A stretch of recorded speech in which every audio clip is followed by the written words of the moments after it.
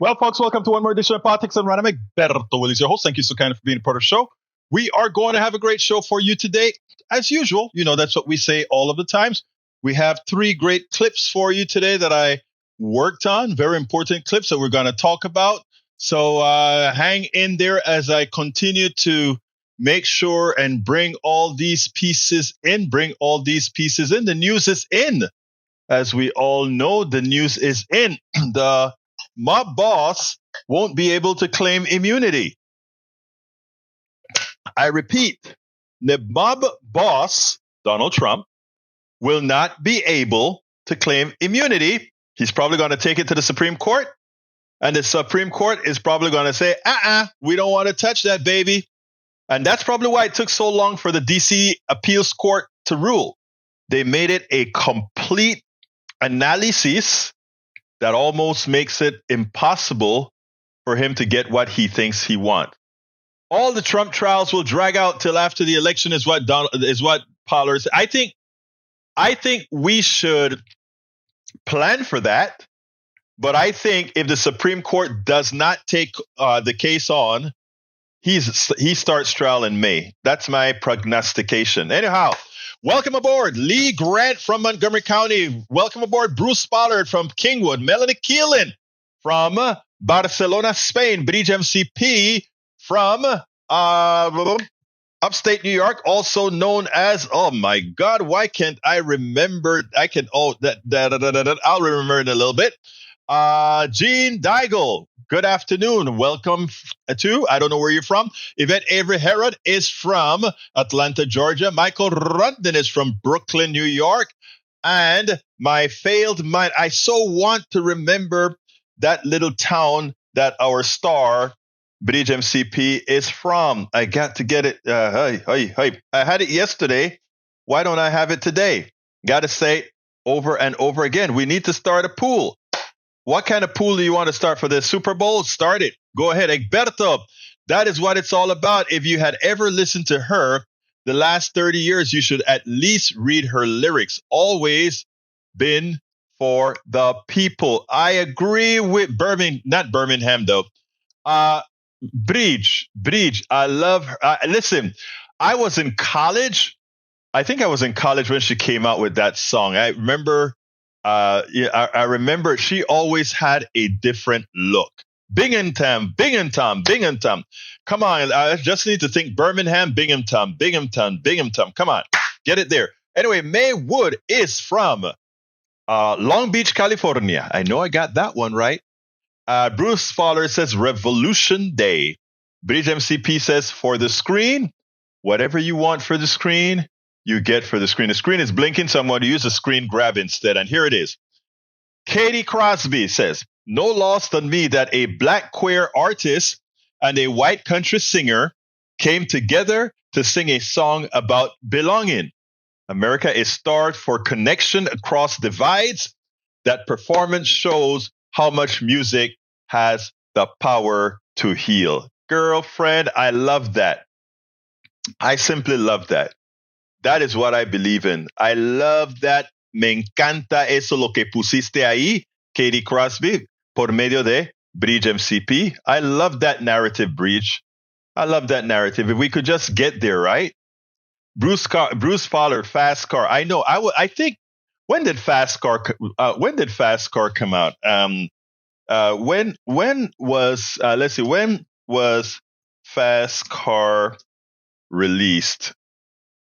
Let's see. 1988. I said I was in college, but I wasn't.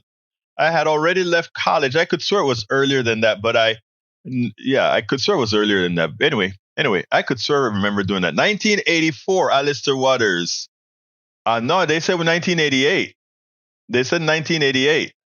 So anyhow, it looks like it's been since 1988. Anyhow, let's go ahead and see what folks are saying here on the screen.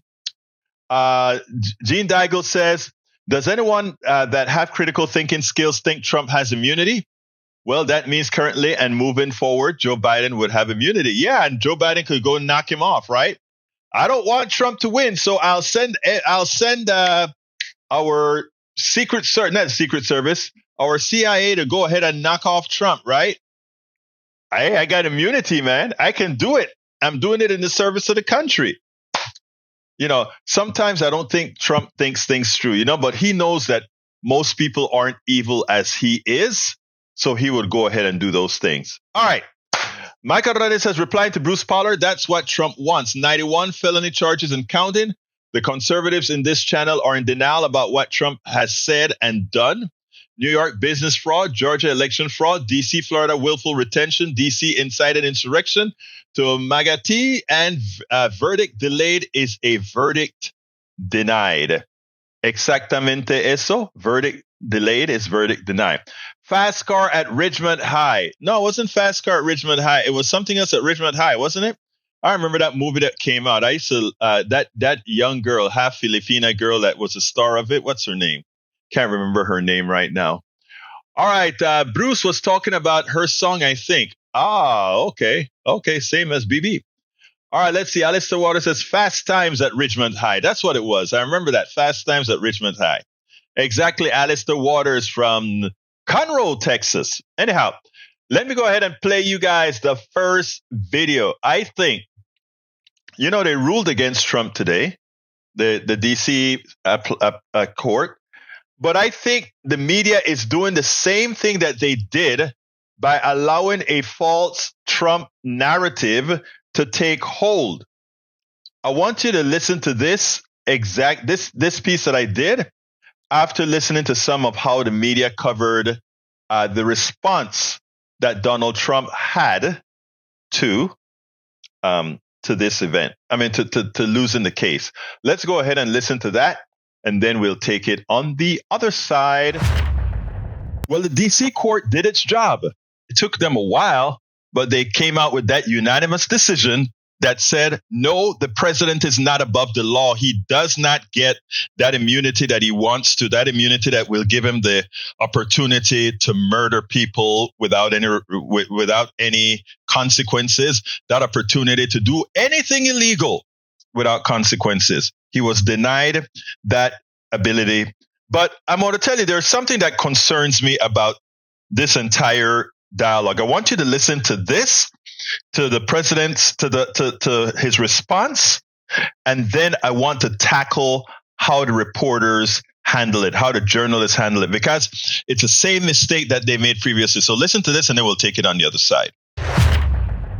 And depending on other court cases involving Donald Trump and his other litigation schedule, we could be seeing a trial of former President Trump for insurrection in the spring.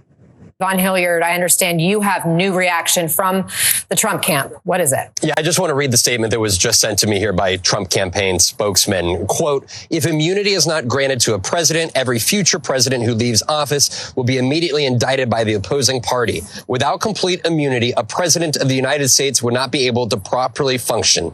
Deranged Jack Smith's prosecution of President Trump for his presidential official acts is unconstitutional under the doctrine of presidential immunity and the separation of powers. Prosecuting a president for official acts violates the Constitution and threatens the bedrock of our republic. President Trump respectfully disagrees with the D.C. Circuit's decision and will appeal it in order to safeguard the presidency and the Constitution. Again, that is the new statement just sent a minute ago by the Trump campaign spokesman here. I think it's important to note each of those issues that was outlined by the Trump campaign in that statement was thoroughly written about by those three judges in their appeals decision here. And in part of this, I think it's important to pick out from the appeals court decision in which they write former President Trump's stance would collapse our system of separated powers by placing the president beyond the reach of all three branches. Of course, this is not just about the federal election interference charges against Donald Trump, but also the potential use of the Oval Office by presidents in the future. Of course, Donald Trump is running for the nomination again.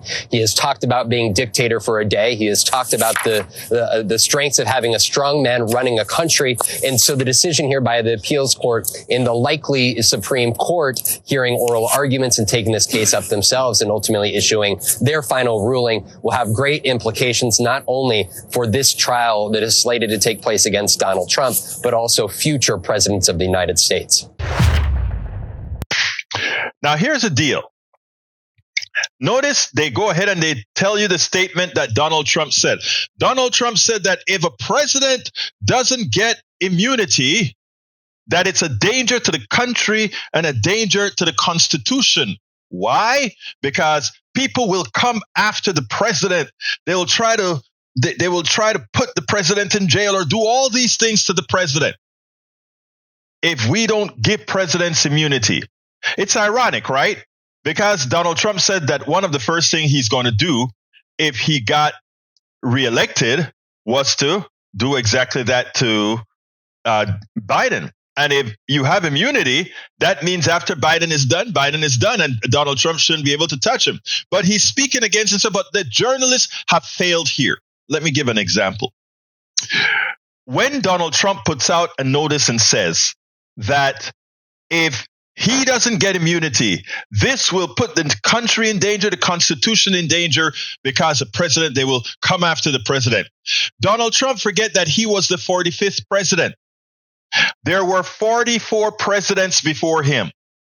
Not one of these presidents requested some sort of immunity. Not one of these presidents were actually persecuted after they left office. And the only one that we should have persecuted after office, Nixon, he got a pardon before any type of prosecution occurred. So why isn't the media, when Donald Trump puts a statement out like that, the president must have immunity. The president must have immunity to guarantee the Constitution and to make sure that the country is safe, right? Because he may have to do things that later on. No. Again, that journalist immediately should say, well, Mr. President, weren't there 44 other presidents before you? 44 over the last 200 plus years. And we never had that problem. Why should we be concerned about it? Because of you who created an insurrection, you who defrauded many, you who's nothing but a spoiled, illegitimate president that's a criminal. Why didn't they just say that? But again, this is the same media when Donald Trump was saying Obama was born in Thailand or Obama was born in Kenya. Show me your birth certificate. If we acknowledge that Obama's mother was that white woman in Kansas, a born American in Kansas, that should never have gotten any traction. Because it didn't matter if Obama was born in Kenya, Thailand, or any part of Africa or any part of the world, because his mother was an American citizen. And if his mother or father or both are American citizens, it doesn't matter where you are born, you are a natural born citizen. Senator McCain was born in the same hospital that I was born in, Cocosolo, on the Canal Zone in Panama, Provincia de Colón. That's where Senator McCain was born. Exactly same hospital that I was born in Panama. Did you see Donald Trump question McCain about birth certificates? Again, the media allow these things that have no basis to get traction. That story should have been squelched immediately, just like this story about Donald Trump saying a president needs immunity or it'll be a danger. There were 44 presidents previous to Donald Trump. Come on. Let's do our job and make sure the people are informed immediately. There were 44 presidents before Donald Trump. Not one of them were persecuted or prosecuted or attempted prosecution by anyone. So let's be clear here, that's a bunch of bunk. We spend a lot of time deconstructing the news, trying to parse it into a form that everybody can understand. We try to find those little nitpicks where. So yes, that is a bunch of what again? Bonk, bonk, bonk, bonk. So look, folks. Let's be clear here. let's be clear here. It's very important. Okay. The same thing that happened with again, Trump and you remember when they did the birth certificate with Donald Trump? They didn't do it necessarily him with McCain, but also they didn't do it with Ted Cruz. If I'm not mistaken, Ted Cruz was born, and let me check it. But let's see, where was Ted Cruz born? I think Ted Cruz was born in Canada, Calgary, Canada. Ted Cruz is a Canadian, right? So, and his father is Cubano. Same kind of thing with Obama, right? The only difference is Obama was born in Hawaii. But suppose he was born somewhere else, right? It still wouldn't have mattered. But that's what I'm talking about. That's what, notice I said about. That's how the Canadians say about. They don't say about, they say about. Anyhow. All right, let's see what else we got here before I continue. Let's see if I brought anybody else in. Bringing down, scrolling down. Daigle says that was a mistake by President Ford to grant a pardon for Nixon. I agree. Although, some people think he saved the country from a lot of turmoil. Well, I think what it did is it allowed other presidents to believe they could get away with things. But I mean, the mere fact that he got a pardon proved that he could have been, hailed for the, what's the word that I want to use? The mere fact that he got a pardon means that, well, guess what, folks? Guess what? He could have been convicted. If he needed a pardon, that means he could be convicted. All right, but he says, look north to D.C. They have an answer for border, but Trump won't allow it. Jim Jordan said he will delay anything at the border and immigration. Yet the U.S. Border Patrol has endorsed the bill. So there is that. Exactly right. Brother Paul Fleming from Atlanta, Georgia is in with us. E2247 is in the house as well. Welcome aboard. Hey, did I called out everybody. Paul Fleming says his mother is an American. Yes, his mother's an American. Eric Hayes says, who cares we're born worried about something you can't control as long as you're a citizen? Well, you have to be a natural born citizen to be president of the United States. Arnold Schwarzenegger is an American. He could not be president of the United States. I am a naturalized American. I cannot be president of the United States. I can't argue about it. It's in the Constitution. Even if people want me to be president of the United States, I could not be. It's constitutional. So therefore, insurrectionists cannot be president of the United States. And therefore, Donald Trump should not qualify for the presidency of the United States. Has nothing to do with let the people decide. You guys couldn't decide to make me president because it's in the Constitution. You guys can't decide to make Trump an insurrectionist president because it's in the Constitution. But we'll see what happens. We will see what happens. Anyway, Paul Plymouth says, let's face it, the GOP hasn't worked for the people in nearly 20 years. Actually, it's beyond that, brother. And definitely for the American people in 20 years. So they are still attracted to what they say. Look, the GOP hasn't worked for the American people since the civil rights. They were instrumental in getting civil rights passed. So we have to give kudos to the GOP. The then GOP that was actually a practical party, a pretty progressive party, not anymore. All right. Macarone says, you have to wonder why conservatives are so hung up with someone's was born as if after moving in childhood that had any impact on who they are. Exactamente. All right, Martin John, welcome to Politics and Right. Where are you from, Martin John? Mr. Trump, I know you're a fighter and you never give up. It's good to see such courageous people like you. They make us stronger too. I wish you all the best for your campaign. Good luck. Are you serious, Martin? Is that a kudos for Brother Trump, the criminal? The guy who rapes women? You know, tomorrow I'm going to play a piece by J.D. Vance. J.D. Vance just went ahead and dismissed that Donald Trump raped a woman, according to a judge. He just dismissed it. And he said, it's a shame that we even bring that up. I thought they cared about people. So you have a president who raped a woman and somehow he could be president. Think about if this was Donald Trump, several baby mamas, all that kind of stuff. I mean, you have to be willfully blind. You have to be willful in not seeing that what Donald Trump is getting away with, a lot of Americans could not. Arnold's dad was a German soldier in World War II. Yeah, he was a Nazi, actually, and he spoke up against it. He never tried to hide it. He spoke up against it. Tom Sarnick came with a limerick. At last, we get refreshed with a limerick from Tom. Let me read it in the right tonality. Republicans are unhappy with Travis and Taylor, hoping their love will soon end in failure. Kelsey and Swift both like Biden and democracy, dislike the grift of Trump and autocracy, despise a cult in love with Vlad the Impaler. I like that. You see how he ties it all together?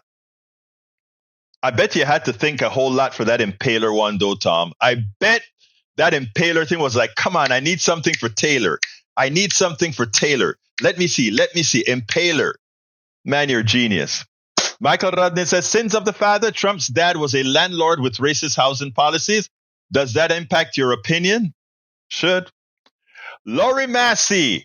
Where are you from, Lori Massey? We like to kind of salute people and where they're from. So I want to know where Lori Massey is from, where Martin John is from. Welcome aboard. Eric Hayes says, now calling is so powerful. Name calling is so powerful. No, but look, name calling is only a bad thing if you're lying, right? If I called, Philly, welcome aboard, Lori Massey from Philly. I'm going to remember that so the next time you come in, I remember you are from Philly, my dear. Lori is from Philly. All right, here's the deal. I want to remind you guys of something. You said name calling is a bad thing. You're right.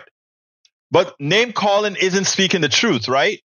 Donald Trump is mob boss-like. He's anti-intellectual. He's not very smart. That's not name calling. That's just the truth, right? That's just the truth. But anyway, we got another video here. We're talking about the Senator Lankford. He came up with a very, very conservative immigration bill, which for all practical purposes I hate. But it came up. Now, well, let me just play this and let you listen to this. You'll be the judge of this yourself. Let's go ahead and play this. If you want to see the cowardice that exists within the Republican Party, if you want to see the insanity within the Republican Party, if you want to see the fealty to Donald Trump, if you want to see what sycophancy to the nth degree looks like, one would have to include now, after initial bravery of defending this immigration bill, that is nothing more than a true conservative bill that both the Wall Street Journal, not the bastion of liberalism, and many other conservatives have hailed the best deal you're going to ever get, ever. And that was done because Senator Lankford from Oklahoma was there. Senator Lankford from Oklahoma made the deal. He kind of forced the hands of Democrats to go because they want to, in an election year especially, they want to get over that immigration issue. And now, because Donald Trump says no, and he begged Donald Trump to read it. He begged Speaker Johnson to read it. He begged all these guys, read the thing. You're going to see you like it. But Donald Trump never cares about America, never cares about the border. For him, it's just about having something that he thinks he can use to bludgeon the president on. Now, Lankford is stepping away from his own bill. I want you to listen to this, and you'll understand the mob-like behavior of Trump and how it operates, and the sycophantic cowardice that most of the Republican Party now has towards him. Check this out. Despite months of negotiations, even optimism, and widespread agreement that the border system is in desperate need of repair, a bipartisan bill designed to do exactly that is all but dead. Its fate seemingly sealed after Senate Republicans abandoned the bill in droves over the past 24 hours. Their argument? That it doesn't go far enough, or, echoing Donald Trump, that it would be a political gift to Democrats. But that's not how everyone sees it. The Wall Street Journal editorial board writes, By any honest reckoning, this is the most restrictive migrant legislation in decades. A Washington Post editorial says Republicans should take yes for an answer because they'll never get a deal this good again. Even those who arguably know the system best, the union representing border agents, has come out in favor of the bill, calling it far better than the status quo. And yet it appears that's exactly what the country is going to get. Even the top GOP negotiator, Jim Lankford, now says he may vote no on advancing his own bill if it comes to a vote this week. The biggest issue that I have is, obviously I've got a lot of members that have questions on it.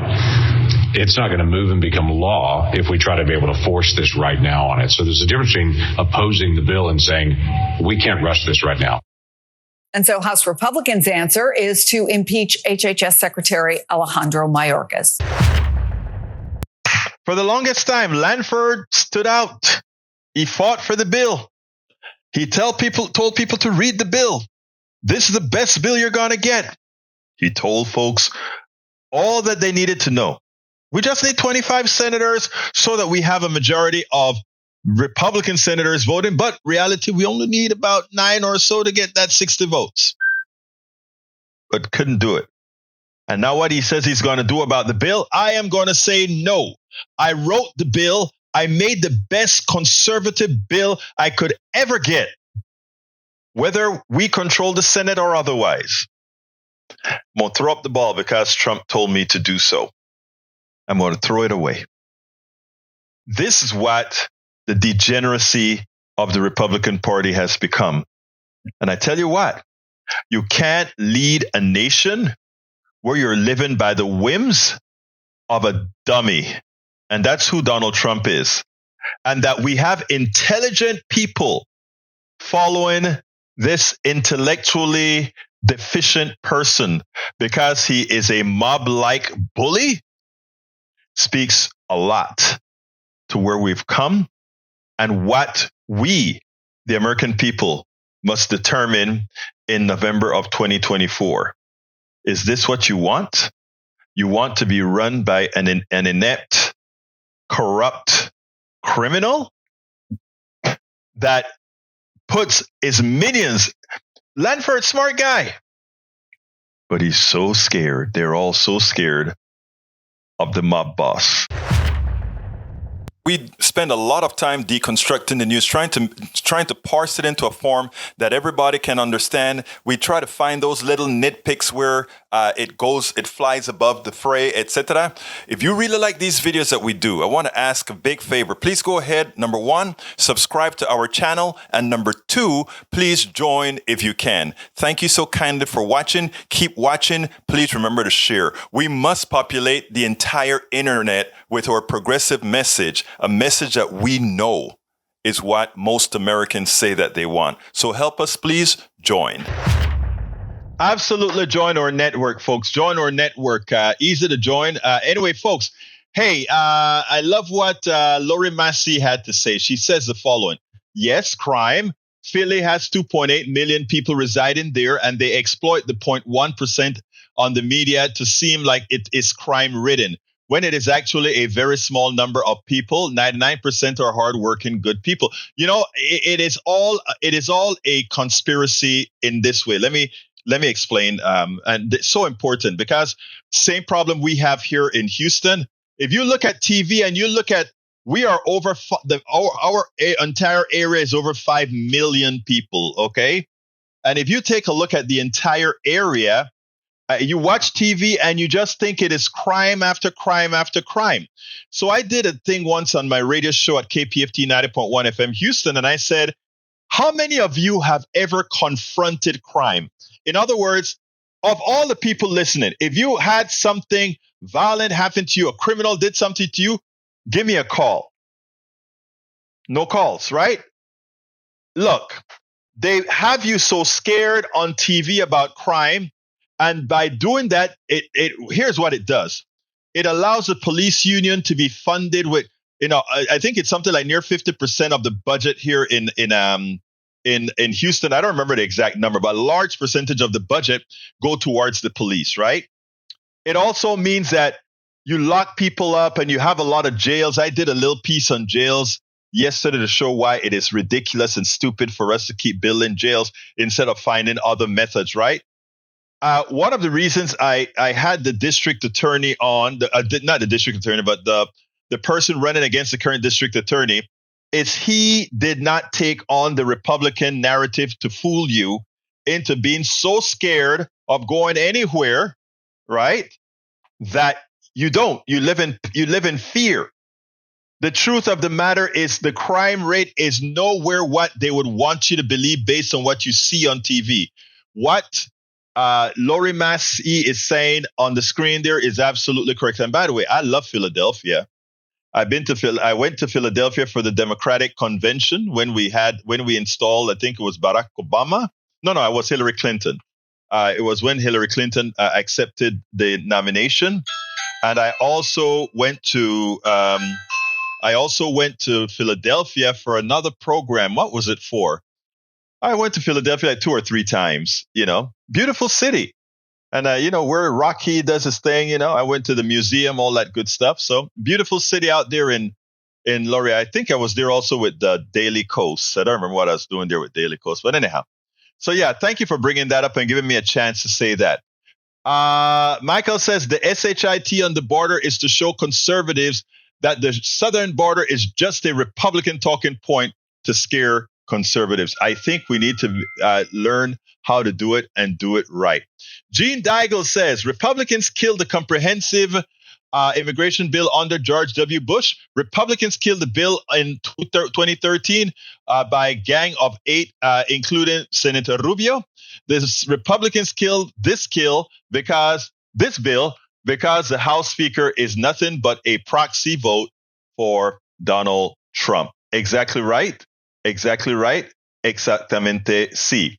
Lori Massey says they do not wish to govern as is. They want a king. They are sabotaging our system, in my opinion. That's not an opinion, Miss Massey. That's a statement of fact. Mr. Rational says, also, Biden wants to make America's word mean something, so he will do anything to get aid to Ukraine. Now, that part about your word has to mean something. There's a lot to that. There's a point to that.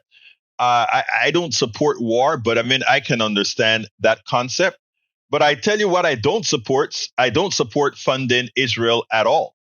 And when it comes to Biden doing right in certain things, he's absolutely doing very wrong with Israel. As he ponders trying to convince Netanyahu to become a human being, what is occurring is the deaths of hundreds and hundreds of Palestinians every single day. The massacre that occurred in Gaza, where 1,200 Israelis got killed, murdered by those terrorists, was yet another thing that Netanyahu, facilitated indirectly. It's not conspiracy. It's all in the papers. Check out Haaretz, the newspaper Haaretz. Okay, it's a paper written in Israel. All right, let's see what else we got here. Para ver qué más tengo aquí. Bruce says Philly Netroots. Yeah. Oh, that's right. You were with me, my brother. No. No. You were with me for Netroots in Pittsburgh, not Philly. We were in Pittsburgh together. All right, let's continue. E2247 says, just a note to SEAL Team 6. Sorry for the disappointment, but stand down and stand by. Well, I guess if he was going to get immunity, that's what Biden should do, right? No, I would never do that. I would never support that. All right, not all Philly is safe. No, it's not. Not all Kingwood is safe, right?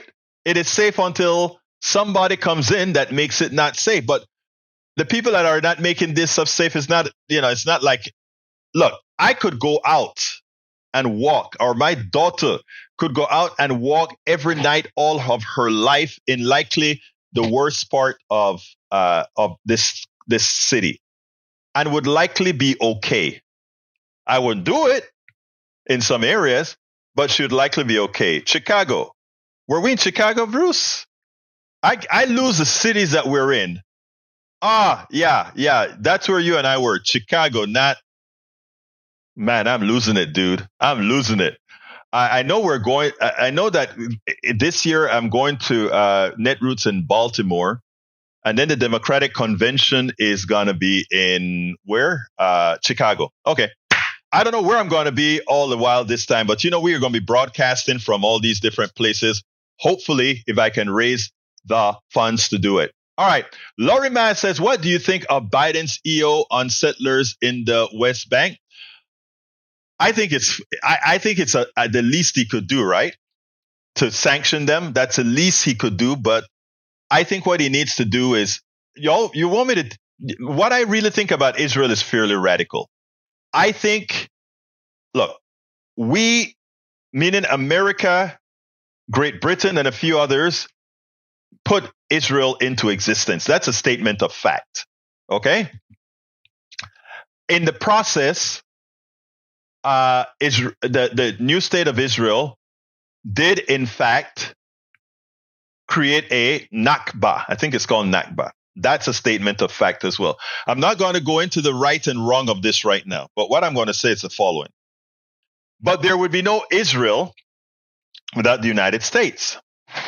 And in fact, President Biden, on the floor of the Senate, said, we are the partners with Israel. If Israel did, or something to this effect, I'm paraphrasing. If Israel didn't exist, we would have had to create it. Well, actually, you did create it. But so it's important for us to understand these things. I'm not going into the religious part and all of that sort of stuff, okay? Because the truth of the matter is, one could postulate that our racist behavior here in the United States by not allowing Jews who were running from Nazis back in the 30s, late 40s to come over here, and that we just kind of went ahead and created that home. I mean, there's a lot. I'm not going to go there today because I wouldn't be complete in telling the story, and I need to be complete when I'm telling this story. But let's be clear here. I am for, when Bush didn't like what was happening in Panama, they overthrew our government. When they didn't like what was happening in Chile, they overthrew the Chilean government. They overthrew government after government after government, right? Look at the kinds of governments they overthrew, the kind of people that suffer from the overthrow of those governments. I think if Netanyahu continues, well, not if he continues, I think it is time, if we have already set precedences for overthrowing our allies that don't do right. And by the way, I'm not saying Chile didn't do right, but actually Allende, well, I won't go there, but I think Netanyahu needs to be overthrown. I'll say it. I think Netanyahu is a clear and present danger to the world, not just to Israel, not just to the Jewish people. I think Netanyahu is a clear and present danger to the world. Netanyahu is all the problems in the Red Sea right now, Netanyahu. All the problems that we're having with the murders in Gaza, Netanyahu. Okay? Netanyahu, that one guy with his right-wing government is putting it in jeopardy. Reading comments from the right, now you know why I skipped Ask Egberto. I took a part dryer on Sunday. Well, Bridge, I'm going to have to come and give you a big hug and transfer my Eric called me alligator skin on Saturday, and transfer my alligator skin to you. All right. Let's see what else we got here. Para ver. I haven't even read too many of the right-wing comments today. Let's see. Alistair agrees with me. Laurie Mann said, absolutely, Bibi is Israel's Trump. Yeah, actually, I think Bibi is worse than Trump. And you know why he's worse than Trump? He's intelligent. And an intelligent Trump is a danger. And if you doubt it, an intelligent Trump was able to wipe out Gaza, just about wipe out Gaza. MR Rational says wealthy Jews in the late 1900s and early 20th century bought tons of land from the Ottomans who weren't using it. That was a germination of Israel.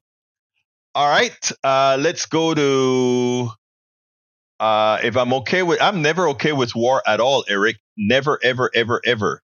All right, we got one more video to show you, and this one is a good one. I've asked you so kindly to listen to it in detail. Let's get busy. Are you tired of those who constantly say, and including myself, right? The economy is doing, based on the numbers, so well. Why aren't the people giving Biden the credit necessary? Why are people saying they expect a whole lot? They have more faith that Donald Trump can do better with the economy. I'm going to tell you why. And, we talk about narrative a whole lot. And it is narrative. It is mostly narrative. And it's not only the narrative of what has happened, but the narrative on what has to occur and what you're working for. Donald Trump would like to, well, I tell you what, I want you to listen to this piece from this roundtable on MSNBC first and see how they talk about, hey, the economy is great. What's the problem? Well, Americans are feeling inflation. The mere fact that they're calling it inflation, that's what Americans feeling. It's part of the narrative problem. Listen to this and then we'll take it on the other side. Andrew, we'll start with you. And just, is there something we're missing? The numbers all look really good. If you had to find a bad one, where would it be? Well, let me say this, and I just listening to the conversation you're having, and this is not necessarily something that I agree with, meaning I think we have a great economy. I think that you look at this economy on all metrics, and it's very, very challenging to say it's a problem economy.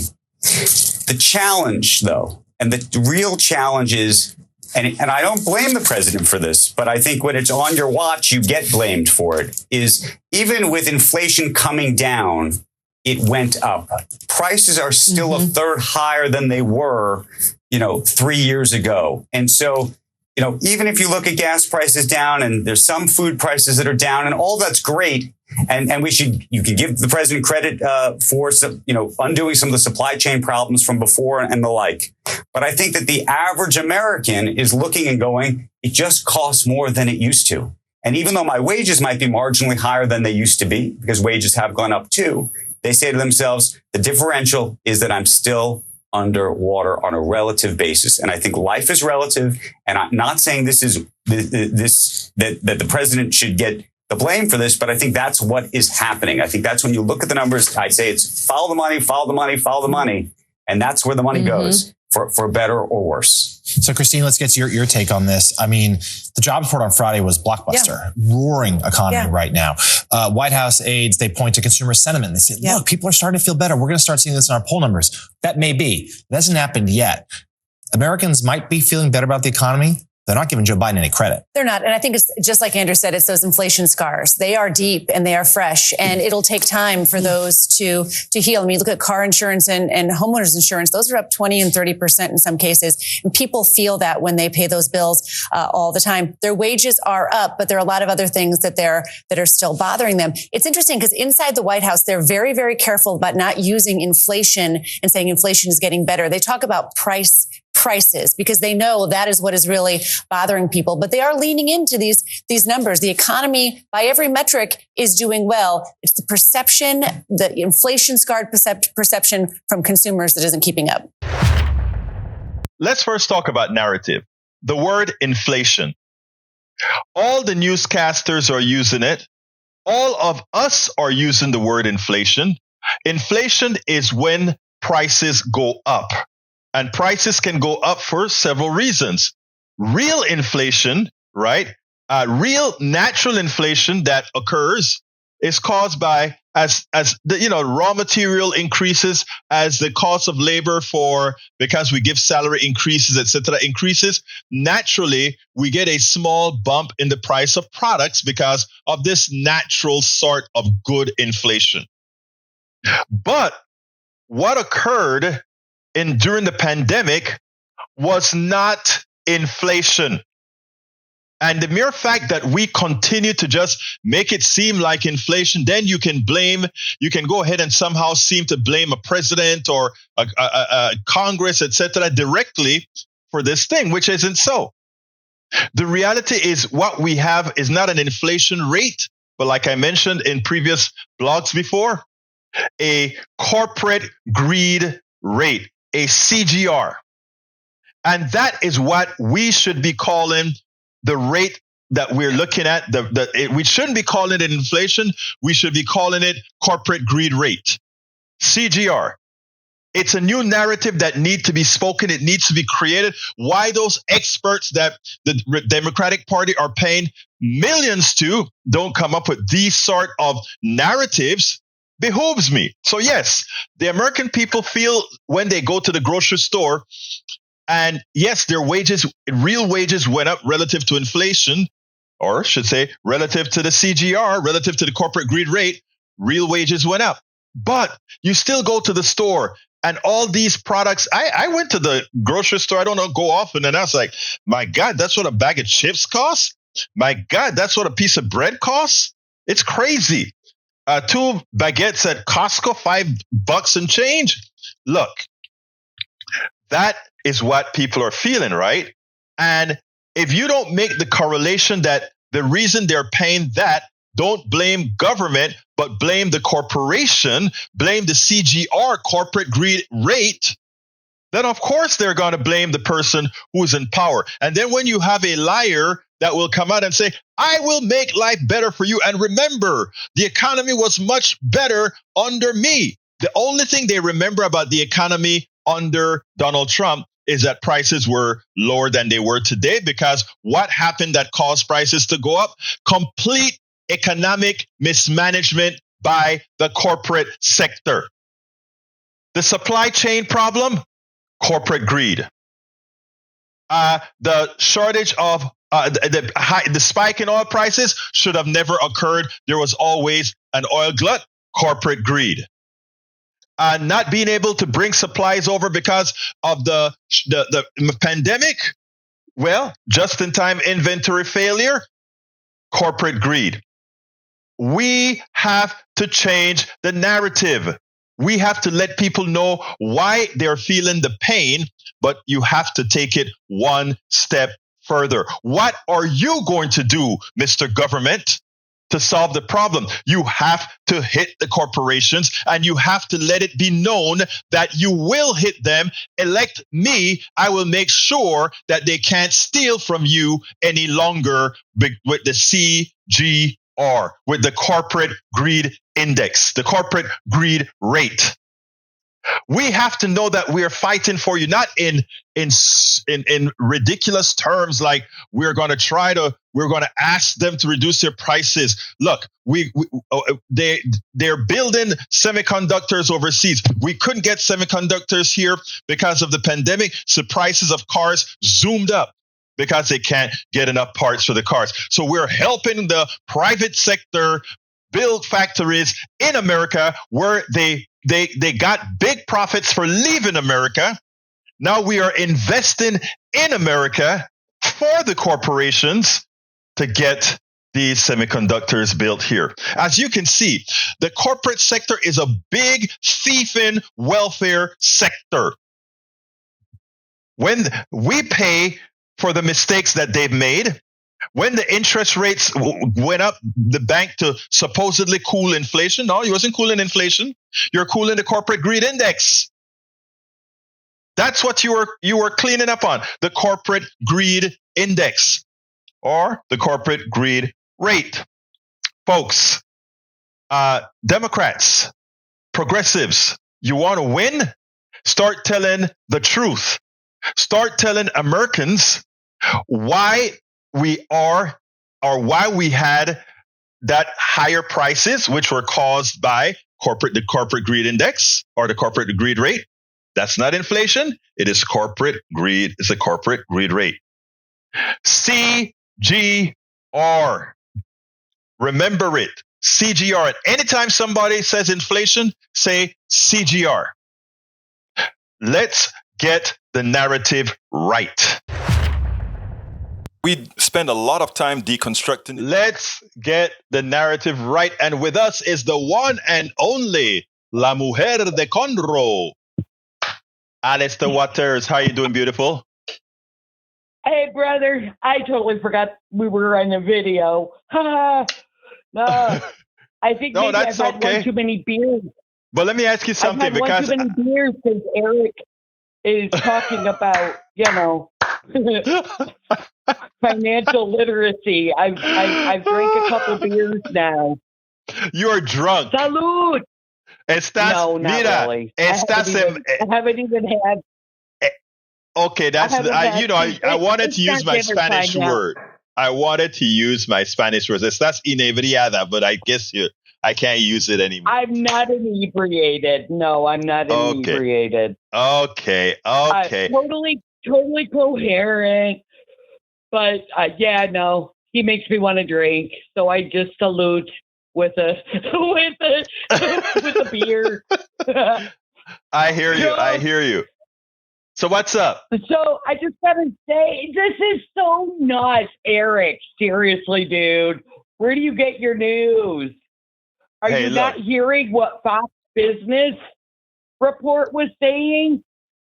They were even agreeing that the economy is good. Fox. Look, let me tell you, Alistair, and say it was good. Sweet baby Jesus. Alistair, the funny thing about it, right, is it sadly, Eric always talk about literacy, right? Get some literacy, and he's right. We need some financial literacy. Yeah, he's right. But guess what? He needs economic literacy. He doesn't understand the difference between the debt of a country and personal debt. Two completely different things. In fact, I mean, that is one, when Republicans try to use that simplistic notion about government debt and somehow make it seem like it's the same as a credit card or whatever, I hate to use this word, but I got to say it. It is the most stupid thing one can do because government debt is a regulated mechanism while your debt is just that, debt. And that people can't get it. The reason they don't get it is they get their information from people who care nothing about them, but just to mislead them into voting appropriately. Anything else before I want to run down some of these things that people have written? Let me just say, let me pipe in real quick that Eric, I don't do credit cards. That's irresponsible and not fiscally responsible whatsoever. So no, my beer I pay with cash money that I've earned. So thank you. There you go. There you go, my dear Alistair. Anyway, we'll talk. I'll see you either tomorrow morning on my show or tomorrow afternoon on this show. So we'll see. All right? All right. Have a good one, y'all. Take care now. Anyway, folks, let me run down real quick. We only got 2 minutes, and I want to give my pitch as well. Michael said something that I wanted to read out. Under Biden's improved economy, 60% of Americans are still living paycheck to paycheck. I actually checked the recent history from Trump's terms. Just a few years ago, it was approaching 80%. The Guardian from 2018, almost 80% of U.S. workers live paycheck to paycheck. That's what I said. Biden was an improvement. We still need to go way more. Let's see what else we got here. Lori says, the order sanctions foreign persons directing, enacting, implementing, enforcing, or failing to enforce policies that threaten the peace, security, or stability of the West Bank. Exactamente mundo. Michael says, replying to Michael Rudnick, for those who don't like The Guardian, Forbes from 2019, Career Builder found that 78% of U.S. workers are living paycheck to paycheck. Very important point. And guess where that's from? Business Journal? Whoa. All right. Lee Grant's, that's a reply from Brother Lee Grant. Michael, that's a reply to Eric. Lori Mossy says fossil fuel industry got trillions in subsidies in 2020. Add that to cheap gas you saw. Exactly right. Brother Tom C says record corporate profits and greedflation. Shop Aldi's. I like Aldi's. Other discount grocery stores. Buy alternate food products on sale. Agree. Eggs over $4 a dozen a year ago. now $1.50. Gas $2.72 at Costco today. I paid $2.39. Let's see what else we got here. Bruce says they can give it away after collecting the subsidy. Amen. Let's keep scrolling down. Tom says, okay to use credit cards if you pay off the balance every month automatically. I try to do that every so often. I get caught and can't do it, but I always try to find a way to catch up. I need to sell more books. Hey guys, I need to sell more books. And you can see my books on the screen. Go to politicsdoneright.com/books. politicsdoneright.com/books. Try my books. You're going to learn a lot from the stuff that we talk about. And guess what? You'll be getting something in the mail, not in the mail, in your email pretty soon, because my new book, Tribulations of a Afro-Latino Caribbean Man, is now in paperback, and it's actually out at Amazon. I'm still fixing it up. I need to create a landing page for it, etc., etc., etc. But that gets released. Guess when? That's released already, but it's going to be officially released in a day or two. All right, let's see. I got to get out of here. Beforehand, I want to ask all of you who are listening to my voice at this point in time to please consider being a friend of the PDR Posse. Become a part of the PDR Posse by going to politicsdoneright.com/support. politicsdoneright.com/support.